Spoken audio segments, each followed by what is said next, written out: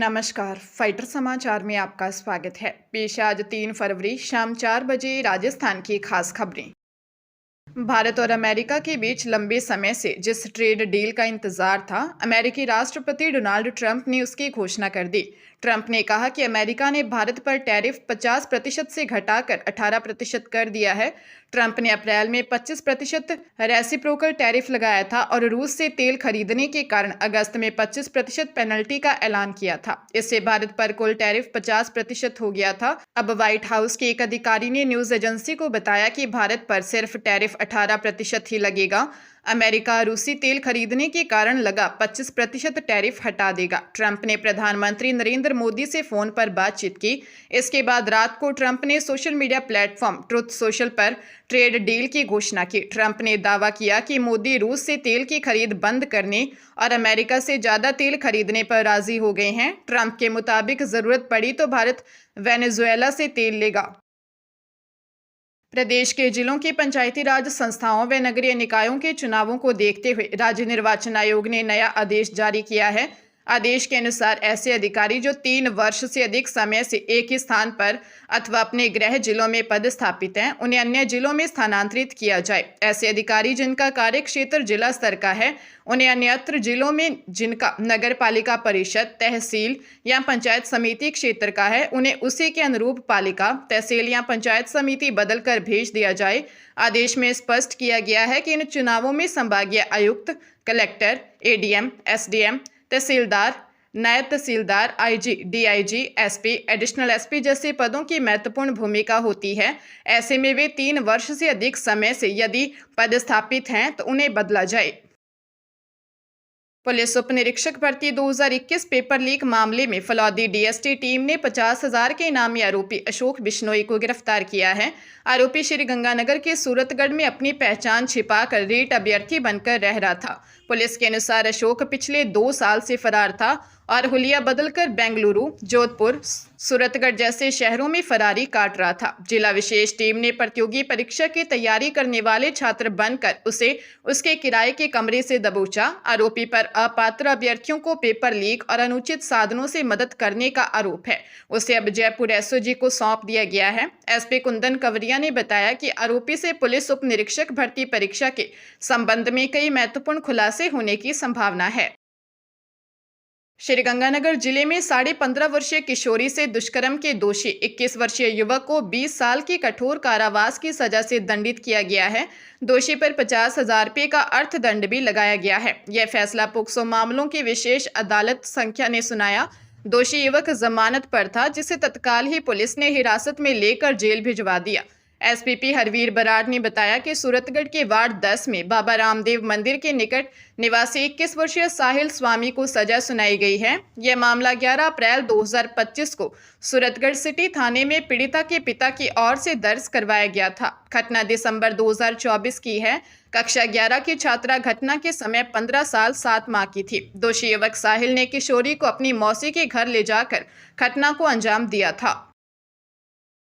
टोंक जिले में ग्राम विकास अधिकारी भर्ती परीक्षा 2021 में फर्जी दिव्यांगता प्रमाण पत्र लगाकर नौकरी पाने वाले 2 ग्राम विकास अधिकारी को जिला परिषद ने टर्मिनेट कर दिया है। नौकरी गंवाने वाले ग्राम विकास अधिकारी विजय चौधरी मालपुरा पंचायत समिति व शाहरुख खान टोंक पंचायत समिति क्षेत्र में कार्यरत थे।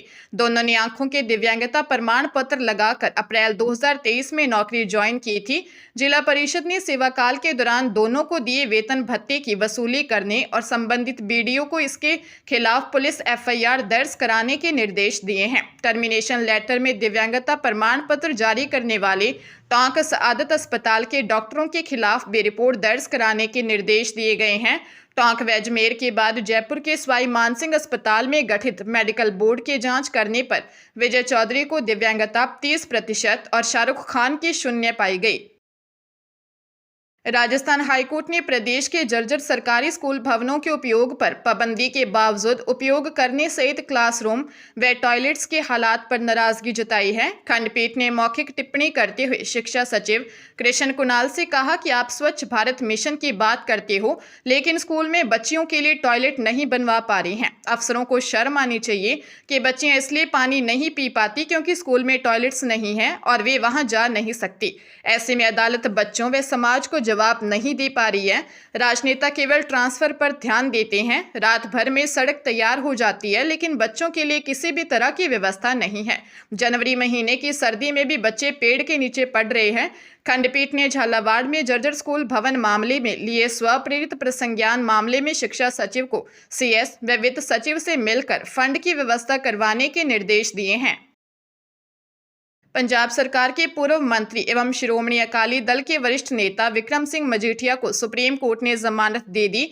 मजीठिया 7 महीने से आय से अधिक संपत्ति मामले में पटियाला की नाभा जेल में बंद हैं। मजीठिया आज जेल से रिहा हुए। अमृतसर में मजीठिया के घर के बाहर समर्थकों ने पटाखे फोड़कर खुशी जाहिर की। वे डेरा ब्यास प्रमुख गुरिंदर सिंह ढिल्लों उनसे मिलने नाभा जेल पहुंचे। इस दौरान उन्होंने कहा कि मजीठिया मेरे रिश्तेदार और मेरे दोस्त हैं, इसलिए मैं उनसे मिलने आया था। अगर आपका कोई रिश्तेदार है तो आप उनसे मिलने क्यों नहीं आते? मजीठिया पर जो आरोप हैं या जिस मामले में केस दर्ज कर उन्हें जेल में बंद किया गया, वह सब झूठ है। प्रदेश में राजस्व सोसाइटी से चल रहे 372 सरकारी कॉलेजों में शैक्षणिक और अशैक्षणिक 3540 पदों पर कर्मचारी चयन बोर्ड से भर्ती की तैयारी की जा रही है। पिछले 5 साल में इनमें विद्या संबल योजना से हर साल संविदा पर शिक्षक लगाए जाते हैं। अब 5 साल के लिए नियुक्ति होगी। कॉलेज आयुक्तालय ने भर्ती के लिए कर्मचारी चयन बोर्ड को अभ्यर्थना भेज दी है। दूसरी ओर उच्च शिक्षा विभाग ने जिम्मेदारी तय करने के लिए कॉलेजों में कई बदलाव किए हैं। अब हर कॉलेज का पीडी अकाउंट खोलने की अनुमति वित्त विभाग से मिली है। पहले पास के नोडल कॉलेजों में खर्च, वेतन वगैरह का काम किया जाता था। अब कॉलेज खुद वेतन व अन्य आय व्यय का ट्रांजैक्शन कर सकेंगे। फंड भी सीधा कॉलेज को मिल सकेगा। हर कॉलेज की विकास समिति बनेगी। बता दें कि इन कॉलेजों में वर्तमान में 2.5 लाख छात्र पढ़ रहे हैं। हरियाणा के यमुनानगर में ओल्ड सहारनपुर रोड पर एक भीषण सड़क हादसे में कपड़ा व्यापारी 29 वर्षीय सचिन, उनकी 27 वर्षीय गर्भवती पत्नी नेहा और 4 वर्षीय बेटे नोनू की मौत हो गई। तीनों मूल रूप से हरिद्वार के झबरेड़ा क्षेत्र के रहने वाले थे। तेज रफ्तार डंपर ने बाइक को पीछे से टक्कर मारने के बाद तीनों को कुचल दिया और चालक मौके से फरार हो गया। मृतक परिवार मूल रूप से उत्तराखंड के हरिद्वार का रहने वाला था और यमुनानगर में रहकर कपड़ों का काम करता था। हादसे की सूचना मिलने पर पुलिस ने शवों को कब्जे में लेकर पोस्टमार्टम के लिए भेज दिया है। इस दुखद घटना में परिवार की 7 वर्षीय बेटी अकेली रह गई है, जो उत्तराखंड में अपनी दादी के साथ थी। पुलिस ने क्षतिग्रस्त बाइक को जब्त कर फरार डंपर चालक की तलाश शुरू कर दी है। सवाईमाधोपुर जिले में शहर वासियों ने मेडिकल कॉलेज के घटिया निर्माण का आरोप लगाया तो कृषि व आपदा प्रबंधन मंत्री डॉक्टर किरोड़ी लाल मीणा निरीक्षण को पहुंच गए। वहां कुछ लोगों ने निर्माणाधीन दीवार पकड़ी तो टूट गई।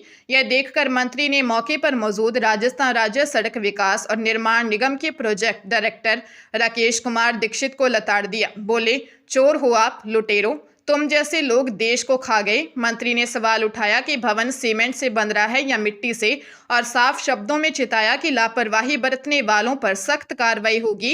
उन्होंने अधिकारियों को निर्देश दिए कि किसी भी स्तर पर गुणवत्ता से समझौता नहीं किया जाए। इसके बाद कुछ समर्थकों ने अफसरों से हाथापाई कर दी। दीक्षित ने आरोप लगाया कि कुछ लोगों ने खुद उनसे एएन सुमित मिश्रा व प्रोजेक्ट मैनेजर नवनीत चौहान से मारपीट की। चर्चा है कि हाथापाई बिल्डिंग के अंदर हुई।